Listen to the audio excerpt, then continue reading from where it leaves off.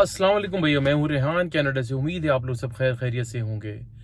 आज का मेरा व्लॉग थोड़ा सा कनाडा से हटकर है और यूरोप से मुताल्लिक है, जहाँ पर एक लास्ट वीक एक बड़ी बुरी और अंदोनाक खबर आई। यानी खबर न्यूज़ देते हुए भी दिल दुख रहा है। मैंने जब वो न्यूज़ देखी, उसको पढ़ा, उसको बहुत अफसोस होता है कि जब हमारे हमारे नौजवान अपने मुल्क को छोड़कर दायरे गैर में आते हैं और मेहनत मजदूरी करते हैं, और एक उनके साथ क्या क्या परेशानियां पेश आती हैं, ये तो मैं भी यहाँ पर रहकर जानता हूँ। मैं लोगों से मुलाकात भी करता हूँ, उनसे मुलाकात भी होती रहती है। तो कितनी कितनी तकलीफ से वो गुजर कर आते हैं, कितनी मुश्किलात से वो गुजर कर आते हैं, बड़ा टाइम लगा कर आते हैं, अपनी जान के ऊपर खेल कर आते हैं।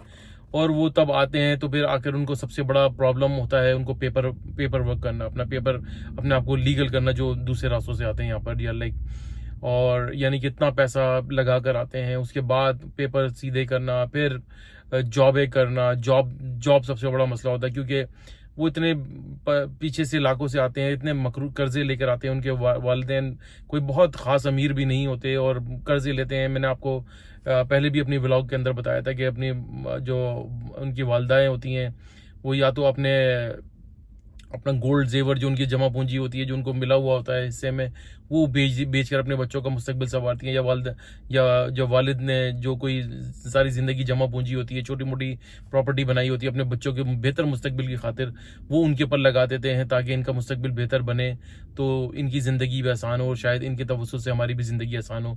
कुछ इसी तरह का एक वाक़या स्पेन में हुआ, जहाँ वहाँ का एक इलाका है वेलेंशिया। वो बेसिकली एक आउटस्कर्ट का इलाका है जहाँ पर खेती बाड़ी वगैरह होती है।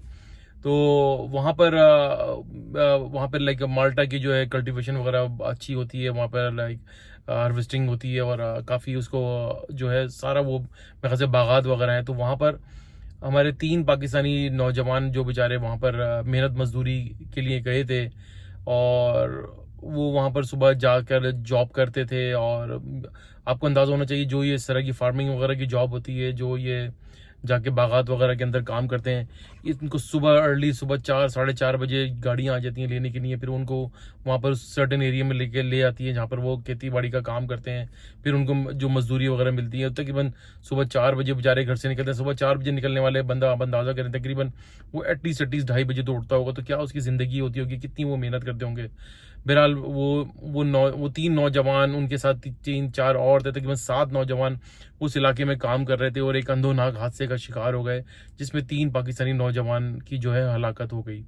उनमें से 2 नौजवान जो थे वो मंडी बहाउद्दीन से थे, जिसमें से एक का नाम अरसलान और दूसरे का नाम अरशद था, और तीसरा जो है वजीरिस्तान से था, उसका नाम अरशद चीमा था। वजीराबाद से था, उसका नाम अरशद चीमा था। और बाकी 3 4 और नौजवान थे जो कि ज़ख्मी हुए। अच्छा, वाकया ये इस तरह हुआ कि इनमें से एक नौजवान बता रहे हैं कि अब मेरे ख्याल से फरहान है या अरसलान, जो मंडी बहाउद्दीन से है, उसका था भी जॉब का पहला दिन।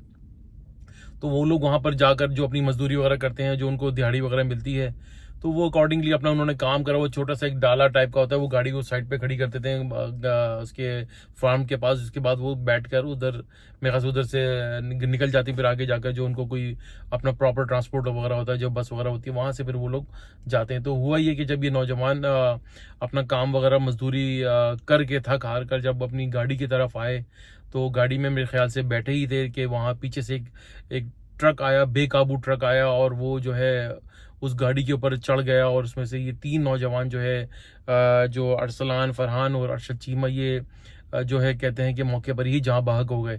तो अब जब वाकये की इन्वेस्टिगेशन हुई, तो जब पता चला कि वो ट्रक जो था बेसिकली उसका जो है ब्रेक फेल हो गया था। ड्राइवर ने काफ़ी मेरे ख्याल से कोशिश भी की उसको बचाने की, लेकिन वो जो बेकाबू हुआ, ड्राइवर ने हैंड ब्रेक वगैरह कोई काम नहीं कर रहा था। तो उसके बाद उसने जो है वो मेरे ख्याल से कच्चे की साइड पे गाड़ी चढ़ाई, और वहाँ से उसका ट्रक उलट गया, जहाँ पर ये बदकिस्मती से ये नौजवान अपनी गाड़ी में बैठकर वापस अपने घर जाने की तैयारी कर रहे थे। और इनमें से 3 जो है वो मौके पर ही जहाँ बहक हो गए, और बाकी जो है वो 4 तकरीबन बताया जा रहा है कि ज़ख्मी हुए हैं। अच्छा, उसके बाद जब ये ड्राइवर को अरेस्ट किया गया, इंक्वायरी हुई, उसका ड्रग टेस्ट वगैरह लिया गया, उसका ड्रग का जो टेस्ट लिया गया, और उसके गाड़ी चेक की गई, उसका ब्रेक वाकई में ही फेल हुए थे, उसका ड्रग टेस्ट भी जो है वो नेगेटिव आया। तो वो बेसिकली वो ड्रंक एंड ड्राइव नहीं कर रहा था, और उसके साथ जो है वो वो नेचुरली इसको ये वाकया हुआ। और ये ट्रक वहाँ पर बेसिकली यहाँ पर देखिए इन इलाकों के अंदर जो होता है ना, यहाँ क्या नॉर्थ अमेरिका में, वेस्टर्न कंट्रीज में जो हाईवे होते हैं यहाँ पे बहुत जो है तकरीबन 100+ के ऊपर जो है ना गाड़ी ड्राइव हो रही होती है। तो यहाँ पर ये बदकिस्मती थी कि भाई ये वाकया हो गया। और बहुत ही अफसोसनाक, और आप अंदाज़ा करें कि ये 3 नौजवान जो थे बेचारे, क्या ये अपने ख्वाब लेकर आए थे, कितनी मुश्किलों से ये वहाँ पर पहुँचोगे, कितनी दूर दराज जाके ये मेहनत कर रहे थे। तो बस ये हो गया। अब ये उनकी बॉडीज़ वगैरह मेरे ख्याल से पाकिस्तान पहुंचाई जाएंगी। तो अब अंदाज़ा करें कि उनके लिए कितनी उनके पेरेंट्स के लिए, जिन्होंने एक तो नौजवान रहीम शहीम, यकीन करें कि मैं इनको देखकर भी मुझे दुख हुआ, इतने अच्छे गुड लुकिंग से नौजवान, और जो जब उनकी लाशें उनके घरों पर जाएंगी और कितना कोहराम मचेगा, कितनी अफसोसनाक होगी कि उनके बच्चों को क्या सोचकर, कितनी दुआएं देकर माँ बाप ने, कितनी उम्मीदें लगाकर, कितनी आस लगाकर उनको वहाँ पर भेजा था कि यहाँ पर वहाँ पर ये मेहनत मजदूरी करेंगे। एक तो ये होते भी बेचारे कम थोड़े से पढ़े लिखे होते हैं, लेकिन उनका यही होता है कि भाई अपने मुल्क में तो कुछ अपॉर्चुनिटी नहीं होती। ये मरे से मरा भी यकीन करें कि ये जो दूसरे तरीकों से भी जाते हैं उसमें भी 30 से 40 लाख रुपए बताते हैं कि लगता है। तो अंदाज़ा करेंगे अगर एक बंदे के पास किसी अच्छी वेल डूइंग कंट्री के अंदर 40-50 लाख रुपए हो, या अगर आपके पास जैसे यहाँ पर 40-50 हज़ार डॉलर होते हैं, यहाँ पर आप छोटा मोटा कारोबार कर सकते हैं, अपनी ज़िंदगी का गुजर बसर कर सकते हैं। लेकिन अपने हमारे मुल्कों में ऐसी कोई अपॉर्चुनिटीज़ ही नहीं है। 40-50 लाख रुपए तो कोई हैसियत ही नहीं है वहाँ पर। ये हुकूमत वक्त का कसूर है, और कि वो अपने नौजवानों को इस तरह की से ज़ाया करते हैं, और उनके लिए कोई जॉब के और कोई कारोबार के छोटे मोटे मौके पैदा नहीं करते, ताकि ये इन हादसात और ये इतनी बड़े बड़े ये रिस्क लेकर अपनी कंट्रीज़ के अंदर अपनी कंट्रीज़ को छोड़ कर आ जाते हैं। तो कहने का मकसद ये कि भाई मोरल ऑफ द स्टोरी है कि देखें ये बेचारे तो अपनी जान से चले गए। जो अल्लाह ताला इनको इनकी मग़फ़िरत फरमाए, इनके घर वालों को सब्र जमील अता फरमाए, और जो लोग ज़ख्मी हैं उनको सेहत और तंदुरुस्ती अता फरमाए।